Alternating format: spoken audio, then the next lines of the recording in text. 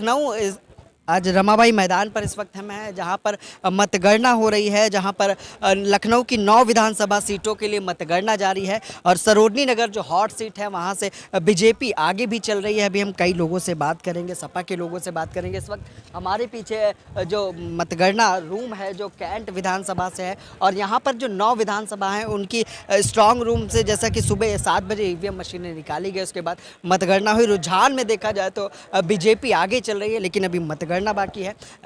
10 चरण पूरे हो चुके हैं, 12वां 13वां चरण चल रहा है। अभी हम कुछ लोगों से बात करेंगे कि आखिर रुझान की देखें तो कहीं ना कहीं बीजेपी की सरकार बनती नजर आ रही है, लेकिन अभी मतगणना पूरी उत्तर प्रदेश की फाइनल होनी है क्योंकि 200 से अधिक सीटें बीजेपी में रुझान के हिसाब से देखने को मिली हैं। और वहीं समाजवादी पार्टी भी सेकेंड पायदान पर चल रही है।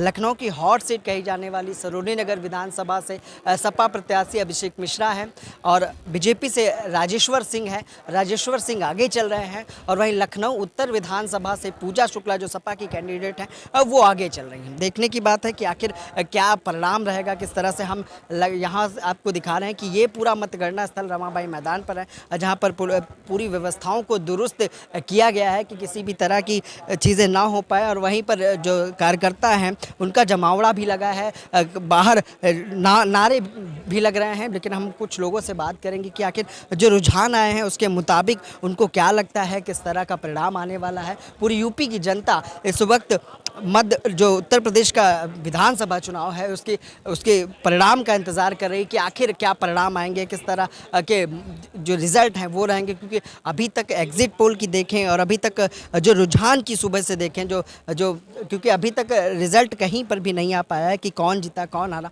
लेकिन वहीं आपको बताएं कि उत्तर प्रदेश की राजधानी लखनऊ की 9 विधानसभा सीटों पर सुबह से ही मतगणना हो रही है, काउंटिंग है। लखनऊ की Sarojini Nagar hot seat BJP प्रत्याशी आगे भी चल रहे हैं। तो कहीं ना कहीं बीजेपी इस समय आगे नजर आ रही है। जो मतगणना है, हमारे साथ भारतीय सिंधु समाज के सतीश आडवाणी जी हैं, बीजेपी के जिला अध्यक्ष हैं सिंधु समाज के। सर, क्या कहना चाहेंगे? लगातार आगे चल रही है बीजेपी और हॉट सीट सरोजनी नगर में भी आगे देखिए, कैंट भी आगे दिख रही है। क्या लगता है जीत दर्ज हो पाएगी इस विधानसभा चुनाव के बाद? देखिए, ऐसा है कि लोकतंत्र में सब हमारे महाराज जी को लोगों ने वोट दिया है, पश्चिम बहुमत के साथ वोट जिताने की संकल्प लिया। जितने भी समुदाय के लोग थे सब ने मिल के वोट दिया और वोट देने के बाद एक ही नारा है, विकास का नारा है। और आज की डेट में जो हमारे यहाँ जो लड़कियों की अपान ना होना और गुंडा तत्व राज न होना, इसी विषय में लोगों ने वोट दिया। महंगाई के मुद्दे को उन्होंने नकारा कर दिया। समाजवादी पार्टी की महंगाई का मुद्दा जो था वो उन्होंने नकारा कर दिया।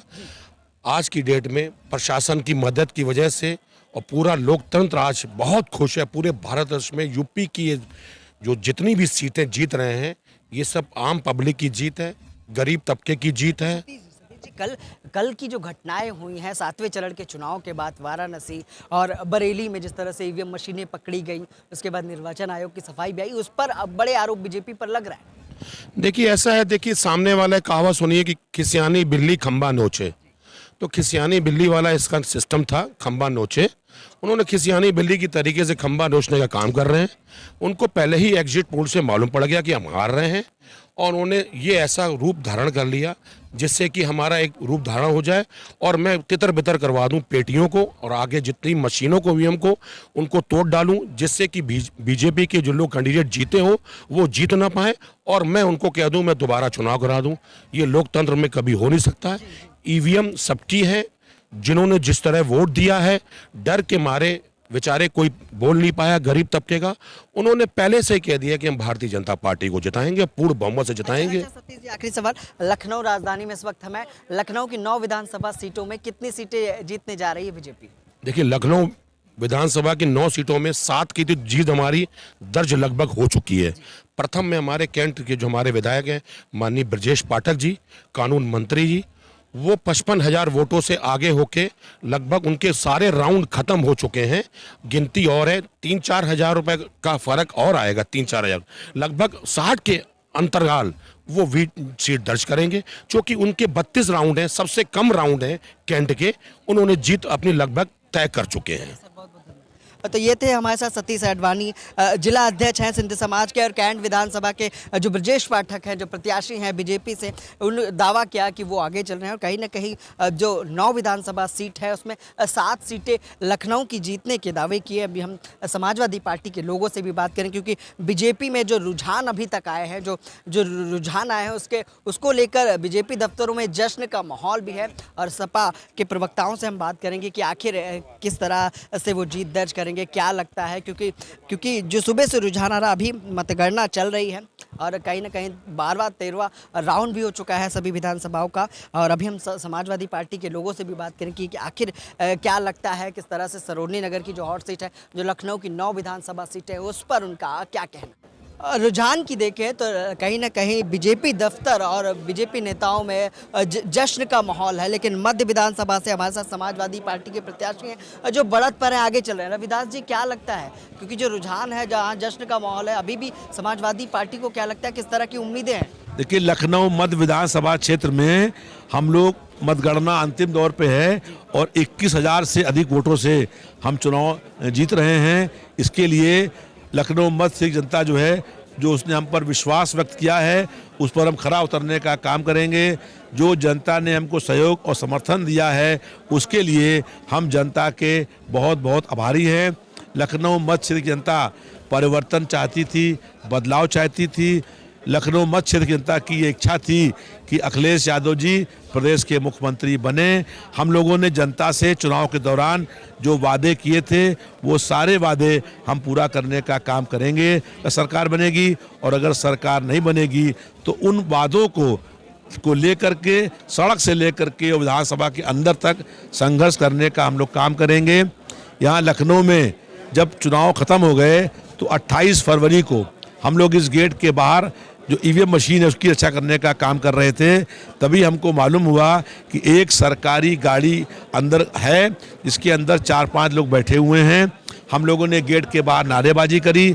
तब उस गाड़ी ने भागने का प्रयास किया, तो हमने कहा कि देखा उसमें कि लखनऊ सेंट्रल के आरओ मौजूद थे। हमने कहा इस गेट के अंदर जब गाड़ी आने की अनुमति नहीं है तो किसके आदेश पर ये गेट खोला गया और ये गाड़ी अंदर क्यों गई। हम आपकी गाड़ी की तलाशी लेंगे। जब गाड़ी तलाशी ली गई तो उस गाड़ी के अंदर हथौड़ा, आरी, छेनी, लोहे की राड, पेचकस, प्लास, ताले, चाबी और सील मौजूद थी।